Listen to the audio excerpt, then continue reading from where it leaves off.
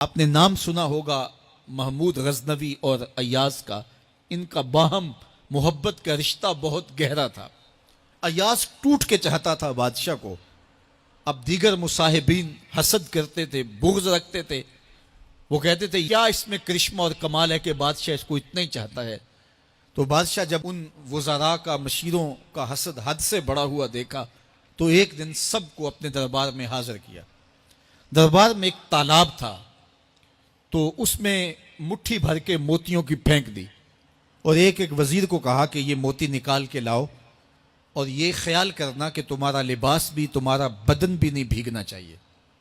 تو سب نے کہا کہ یہ عجیب بات ہے کہ حوض کی تہ سے موتی نکال کے لائیں اور لباس بھی نہ بھیگے اور بدن بھی نہ بھیگے، یہ تو لازمی ہوگا.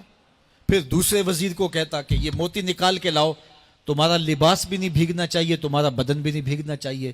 تو وہ آگے سے حجت کرتا یہ کیسے ہو سکتا ہے کہ بدن بھی اور لباس بھی نہ بھیگے اور موتی بھی نکال لاؤں. تیسرے کو، چوتھے کو، پانچویں کو، ہر ایک آگے سے حجت کرے یہ کیسے ہو سکتا ہے. پھر ایاز آ گیا تو بادشاہ نے ایاز کو کہا کہ یہ موتی نکال کے لانے ہیں اور تمہارا لباس بھی اور تمہارا بدن بھی نہیں بھیگنا چاہیے. ایاز نے فوراً چھلانگ لگائی اور موتی نکالے. جب باہر نکلا تو بدن اور لباس پانی سے نچڑ رہا تھا. تو ایسے موتی بادشاہ کو پیش کیے اور بدن کپ کپا رہا تھا. تو بادشاہ بڑے غصے سے کہا کہ ایاز تمہارا بدن بھیگ گیا، تمہارے کپڑے بھی بھیگ گئے. میں نے کہا تھا لباس بھی نہیں بھیگنا چاہیے، کپڑے بھی نہیں بھیگنے چاہیے. تو ایاز بڑی لجاجت سے عرض کرنے لگا بادشاہ سلامت، آپ کے دو حکم تھے. ایک یہ کہ موتی نکال کے لانے ہیں، دوسرا حکم یہ تھا کہ لباس اور کپڑے بھیگنے نہیں چاہیے. تو ایک حکم میں نے پورا کر دیا ہے، دوسرے کی معافی چاہتا ہوں. تو صاحب اللہ نے حضرت انسان کے سینے میں جذبات کا ایک جہاں آباد کیا ہے.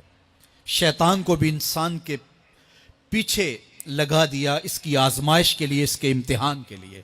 نفس بھی اس کے اندر موجود ہے، اور دوسری جانب اس کو گناہوں سے منع بھی کیا اور نیکی کی تلقین بھی کی.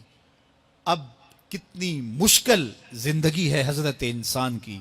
آئی جان شکنجے اندر جویں ویلنے دے وچ گنا. کتنی مشکل زندگی ہے. خواہشیں ہیں کہ آوارہ ہیں، آرزویں ہیں کہ بے قابو ہیں، اور دوسری جانب اللہ کا حکم ہے. اب کیا کرے؟ تو گناہ کرنے کے بعد پھر اللہ کے حضور توبہ کر لے، جو ممکن ہو وہ نیکی کرے اور گناہ سے مقدور بر بچنے کی کوشش کرے. لیکن بشری تقاضوں کے تحت اگر اس سے گناہ کبھی سرزد ہو جائے تو اس پر اکڑے نہ اور اس پہ مصر نہ رہے، اس پہ اصرار نہ کرے، بلکہ فوراً اللہ کے حضور توبہ کرے. گناہ کرنے کے بعد بندہ جب توبہ کرتا ہے، التائب من الذنب کمن لا ذنب لہ، تو وہ ایسے ہوتا ہے جس طرح اس نے گناہ کیا ہوا ہی نہیں. بندہ 100 بار گناہ کر کے توبہ کرے، اللہ 100 بار معاف فرما دیتا. وہ کریم ہے، 70 ماؤں سے زیادہ پیار کرتا ہے. تو بندے اس کی دہلیز پہ جب توبہ کرتے ہیں، رجوع کرتے ہیں اور اس سے معافی مانگتے ہیں، تو وہ یہ نہیں دیکھتا کہ یہ گناہ گار کتنا بڑا ہے. وہ یہ دیکھتا ہے کہ یہ میری دہلیز پہ آیا ہے اور اس کے ما قبل کے سارے گناہ معاف بھی کرتا ہے، بلکہ گناہوں کو بدل کے نیکیوں میں بھی تبدیل کر دیتا ہے.